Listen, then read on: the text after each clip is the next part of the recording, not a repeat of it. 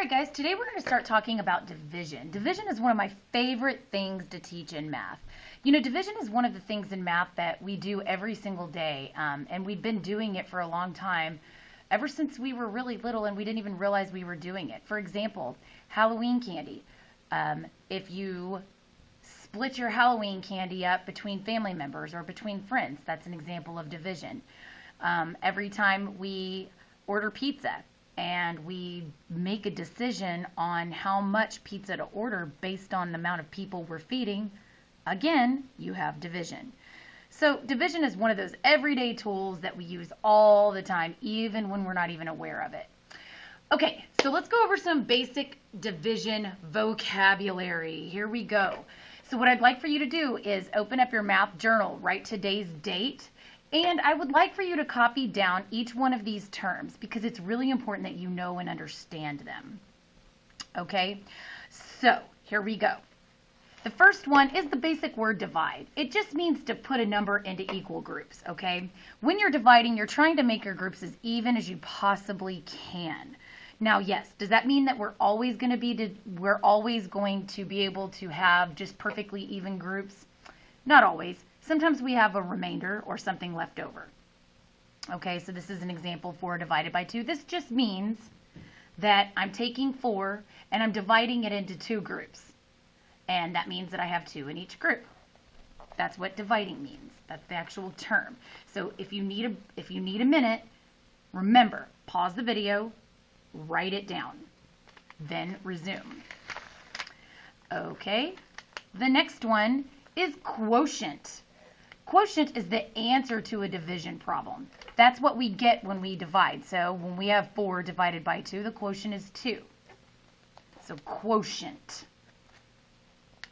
Again, if you need to pause and write, please do. Forget those things. We'll just do it like this. The next word is divisor. Divisor is really important. You need to make sure that you understand exactly what the divisor is and to make sure that you can absolutely identify it. Okay, so the divisor is the number that's actually doing the devising or actually doing the dividing. So I always think about back when I was a kid, there was a movie called The Terminator. It had Arnold Schwarzenegger.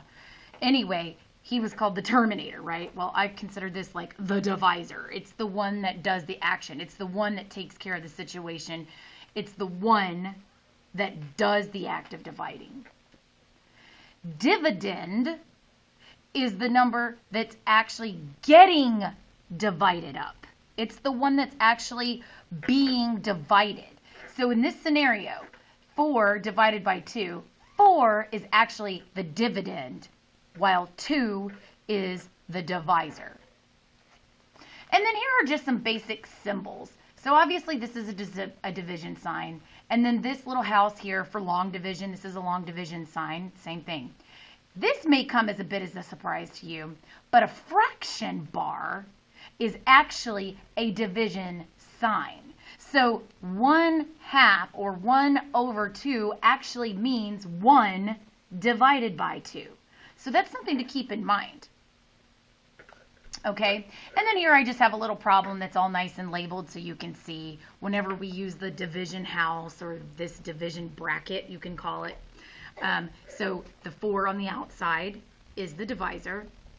The number on the inside is the dividend. This is what we're dividing into. And then obviously our answer at the top is our quotient. Now these little guys down here, you know how we pick a number and we multiply when we follow our steps for division? Okay, when we do that, these guys down here, when we actually subtract and bring down, these are actually called partial quotients. Okay, and we're going to practice that a little bit later on this week.